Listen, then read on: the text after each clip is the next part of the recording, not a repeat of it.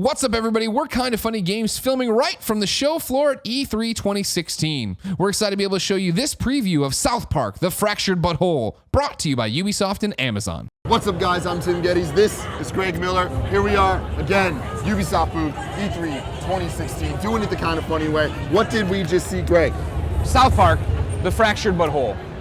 It's right behind me. It is. Somewhere It's behind me. everywhere. Oh, nice. It's Okay, everywhere. good. That works out well. Saw it.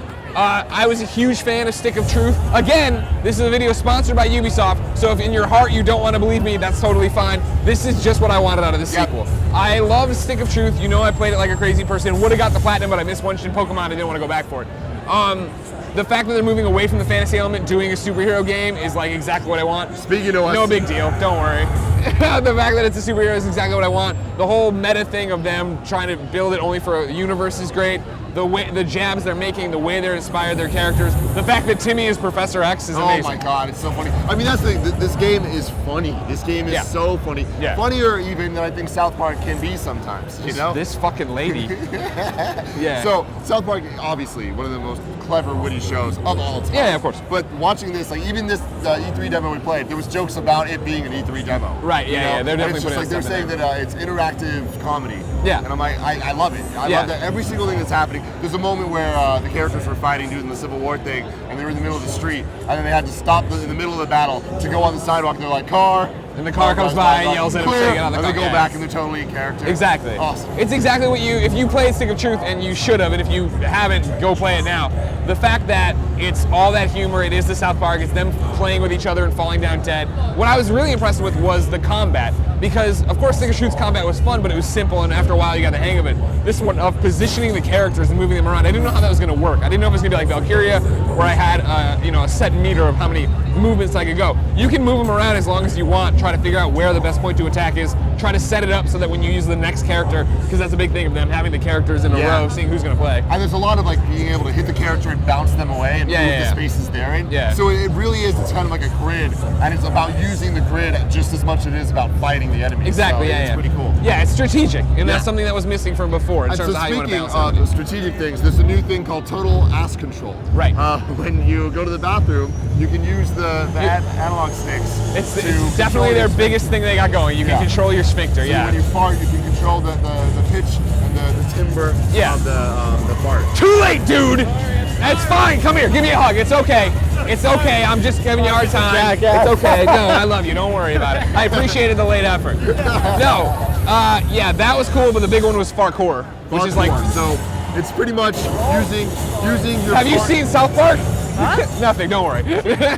It's using your farting ability to kind of like traverse and get around. So it's like you can use the farts to like boost up and stuff. Well, the thing about it was it's like a team-up move, and that's something that is always so funny that Marvel Ultimate Alliance made a big deal about that back in the day. It's now the fact that like to get to the high end, like we're in downtown South Park. If you remember before, there'd be treasure chests on top, and you wouldn't know how to get to them until later. Now, as you get people into your party and you become friends with everybody again, and you build out your team of heroes. He was friends with Human Kite, Kyle. So they don't have hats, so it's weird to try to keep track of it all. Kyle was able to come in then grab him, and he basically grabs you, and your farts propel you, and you parkour / like wall jump up all the way up there. Yeah, it was good. It was cute. Definitely cool, and I like that they were saying that. So there's the 12 different classes of superheroes that you can choose, and when you choose one of them, not all of them are unlocked from the beginning. You have to play the game to get them all. But later, you can even combine the classes. Yep, you can combine the classes, so you can make a cyborg ninja or whatever the hell they were talking about. Yeah. But I like too that like. When you change it, you get to see that backstory. Of course, the E3 demo showed the backstory of, you're the speedster because your dad fucked your mom. But now, when you change them out, you can see what made that kind of hero that kind of hero. Yeah, too. So the demo kind of elaborated, and it was a little bit longer than the press conference thing that we saw. Where after the whole the backstory thing, there was like a battle scene before he finds out that his dad fucked his mom. And I thought it was cool. It's really funny. I like that it's funny. I like that it's in the same. It sounds stupid, but I like that it's in the same universe. Like being such a Stick of Truth fan, looking around and seeing Tom's rhinoplasty, and it's the same main street of South Park. Cartman's house is the same. His closet still has all the same gimmicks in it and stuff. Yeah. I like that this is directly the day after. You like Stick of Truth, here's more.